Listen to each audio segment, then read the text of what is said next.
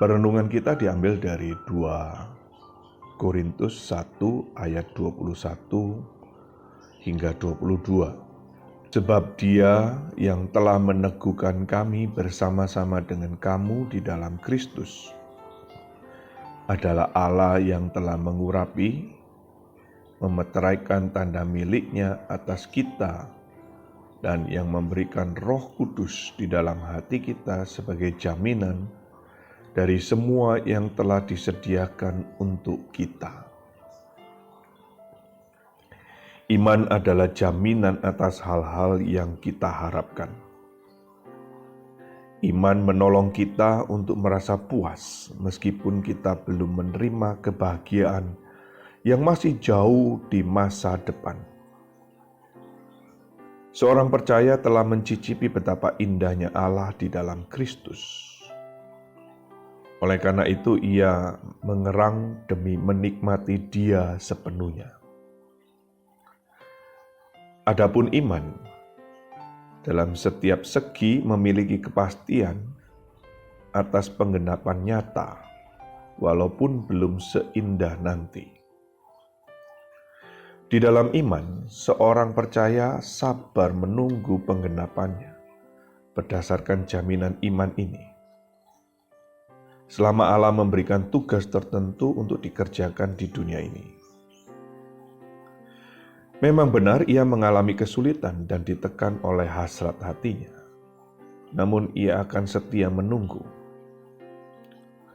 Demikianlah Rasul Paulus di dalam Filipi pertama ayat yang 23 mengatakan, "Aku didesak. Aku ingin pergi dan diam bersama-sama dengan Kristus. Itu memang jauh lebih baik." Banyak orang mengaku percaya akan hal ini, tetapi seberapa besarkah kepercayaan tersebut mempengaruhinya? Apakah pengaruhnya hanya sebatas hal-hal kasat mata yang nyata dan dapat dinikmati olehnya saat ini? Sayangnya secara umum hal-hal yang sementara dan kasat mata lebih mempengaruhi kita daripada hal-hal yang kekal dan tidak kelihatan. Masalah yang sepele dapat terbukti menjadi godaan berat. Dan kesenangan atau keuntungan kecil dapat memberi kita motivasi yang menjerumuskan. Kita bahkan tidak memiliki keseriusan dalam hal-hal rohani separuh saja dari hal-hal duniawi. Sesungguhnya manusia tidak mengasihi surga karena mereka begitu jarang peduli dan menguras tenaga demi surga. Celakanya mereka hidup seolah-olah tidak pernah mendengar hal-hal demikian atau tidak mempercayai apa yang mereka dengar karena mereka lebih menyukai mainan dan hal-hal yang remeh daripada surga. Seandainya seorang miskin mengetahui bahwa ia mendapat warisan besar, masakan ia tidak sering memikirkannya dan tidak bersukaria karenanya dan rindu untuk memiliki warisan itu? Janji hidup kekal telah disediakan bagi kita di dalam Injil. Tetapi siapakah yang ikut mengambil bagian? Adakah yang merindukannya? Siapa yang akan menggenggamnya erat-erat? Siapakah yang menggebu-gebu memastikannya?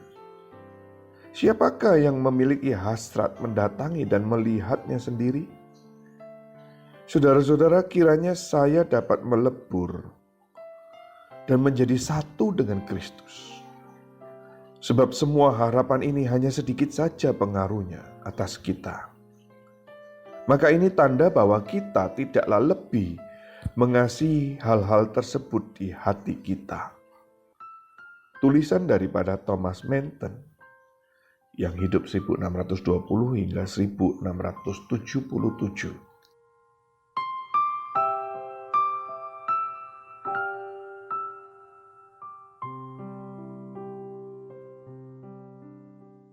Terima kasih yang sudah menonton channel ini dan jangan lupa subscribe, like dan share agar kami boleh dapat berkarya dalam memberitakan kabar baik sampai ke ujung bumi.